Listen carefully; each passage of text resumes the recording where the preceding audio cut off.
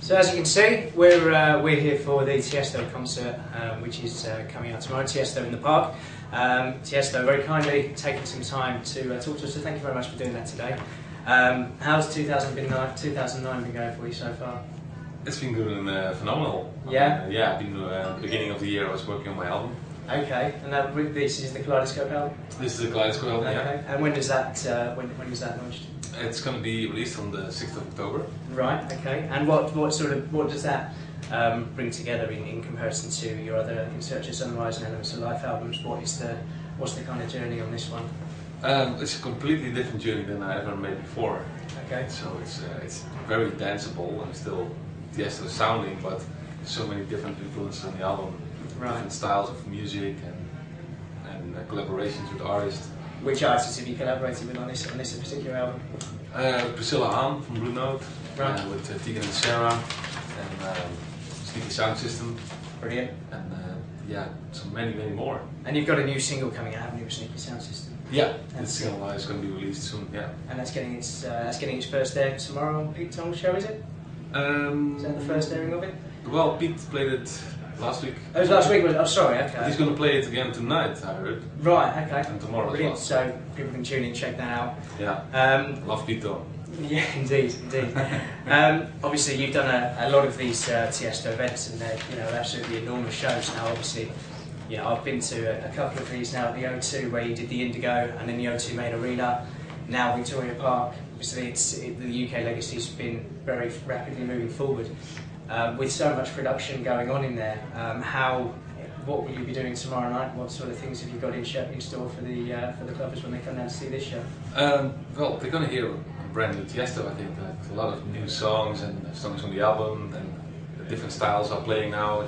I think my sound has changed in the last 6 months. Okay, fair enough. And has it moved? What sort of directions have you moved more into now? Where are you taking inspiration from for your music?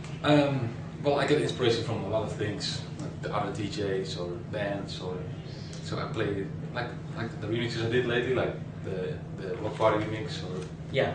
Okay. That kind of indie rock vibe with a beat. Yeah. Okay. Wicked. Some mashups and some house tracks. A couple of techno tracks in there. It's a really nice blend of dance music all the way through, so it's quite progressive in how it moves. Yeah, it's progressive, eclectic, and not just the old Tiësto trance sound. Yeah, indeed. And how long is your set going to be? Because you play different length sets in each of your shows, don't you? Yeah. How long will you be playing tomorrow in Victoria Park?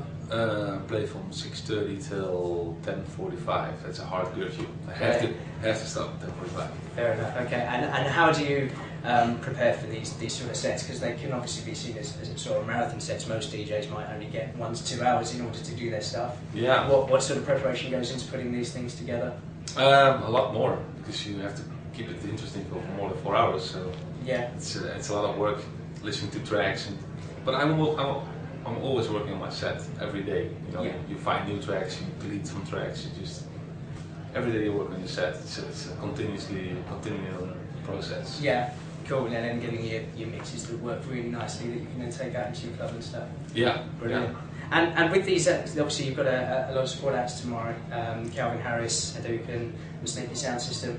When putting something together, what do you look for fundamentally to choose these acts and look at who you're going to bring in? Well, I looked at the hardest artist I could get for the show. And Calvin is amazing. He's a great producer, and he did so many great stuff lately. It's going to be very interesting to see him perform. And Sneaky Sound System, her voice is amazing, so it was a great 1 or 2. I didn't want to use another DJ as well, because I will be DJing already, so let's try something else. That's it, yeah. And obviously the whole Tiësto concept has always been about a one DJ-led show, hasn't it, rather than being in amongst another sort of lineup of DJs. Yeah. And do you think that's been obviously a strength in what you do as Tiësto in terms of offering something slightly different? Yeah, definitely. I mean, I've controlled the music for such a long time, and you can just give the people a bit more variety. Yeah. If you have done a DJs play before you, then they play already a couple of songs you would like to play and stuff like that. Yeah. it's great if you have the whole night for yourself. Yeah, no, that's very true. Now, obviously, moving over to Ibiza, that's now in full swing now, and this is your second year of Privilege, is it? It's my second year of Privilege, yeah, every Monday night. And how is that going this year? It's going amazingly well. Yeah. And, last year we started on the 7th of July, and this year we start 1 month earlier on the 8th of June. Okay. And it's been rammed every week. Brilliant. And I was really surprised with that. And any sort of particularly memorable moments that you've had in there so far this year? Any particular things that have happened that sort of stuck in your mind?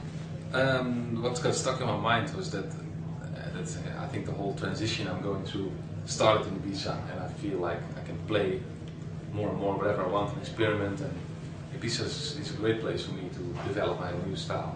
Cool. And you obviously get a lot of fans that follow you about to all of your, to a lot of your gigs. I think it'd be hard to follow you to all of them nowadays.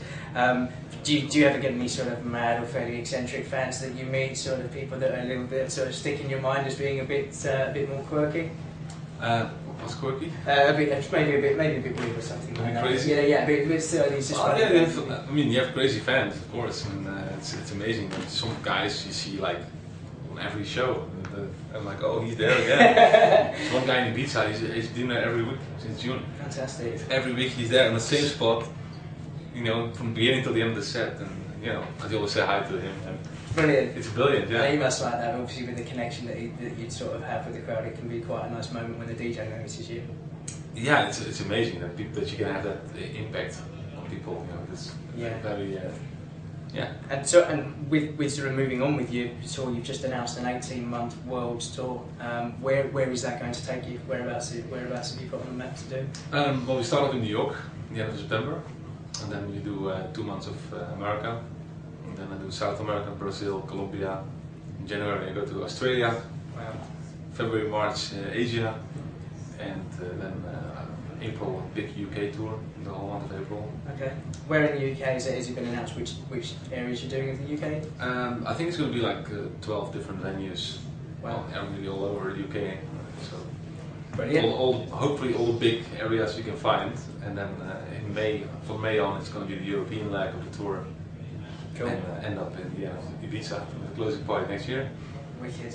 When you're obviously doing your tours, you have to look for venues that can hold, you know, for rather large crowds, and obviously you've obviously got your health and safety and stuff like that to take into consideration. But if, say, health and safety was no object at all, and you could pick anywhere in the world to throw a party, where would you want to do it? At this moment? Yeah. Why should I throw a party? Well, everywhere where there's war, I guess, it's to make people more happy and, you know, Wicked. try to forget something. Wicked. Now, when you're not doing your globetrotting, obviously you spend a lot of time in the studio with artists doing your collaborations. But aside from that, what else do you do to kind of chill out and sort of take your time out? Well, when I chill out, I do really standard stuff actually. Yeah. Just go to the cinema or to the beach. I love going to the beach, just chill out. When we're catching you playing on an Xbox or a PlayStation or something like that? Not so much though. No, No. computers guy. Well, I like the PSP. I play a lot of poker on the PSP. Oh, poker, man. Yeah. Brilliant. I love it. Yeah. Cool. Now, 2004 saw you broadcast to about 4 billion people with the Olympics. Obviously, it must have been a tremendous experience. How did that experience compare in knowing that you were being televised out to that kind of mass of people in comparison to maybe doing an event like Tiësto? Mm-hmm. Did it feel a lot more highly pressured? Did it feel different, or did you kind of just fall into it? Well, it definitely felt different. The fact that you walk into the stadium and it's full of people, and at that moment you feel what the athlete is feeling, because you know he's been working for 4 years to get to that point where he can perform. And I was working for half a year to get to that point to perform there, and it felt kind of the same, you know. It was just a phenomenal experience. Cool. Definitely different than a normal gig, you know. It's something completely different. Okay. We can only really imagine. I mean, obviously you've had the experience. Back to sort of your Tiësto team. Can you tell us a bit more about those? You did a review in Mixmag where you spoke about them, and you know, you work quite closely with a lot of your friends. But who's now involved in Tiësto? Because I take it it must be a much bigger outfit now with more events that you're doing. Yeah. Well, I have so many people involved. Like, I think altogether 35 people. Wow. So if I should name them all, then No, That's of course, yeah. Well, thank you very much for taking the time to talk to us today. It's really appreciated. Cool. And we'll be putting this up on Doomsday next week. Oh, well, no, tomorrow. Sorry. Tomorrow, nice. Thank you very much. Look forward to the show tomorrow as well. Thanks for everything. Cheers.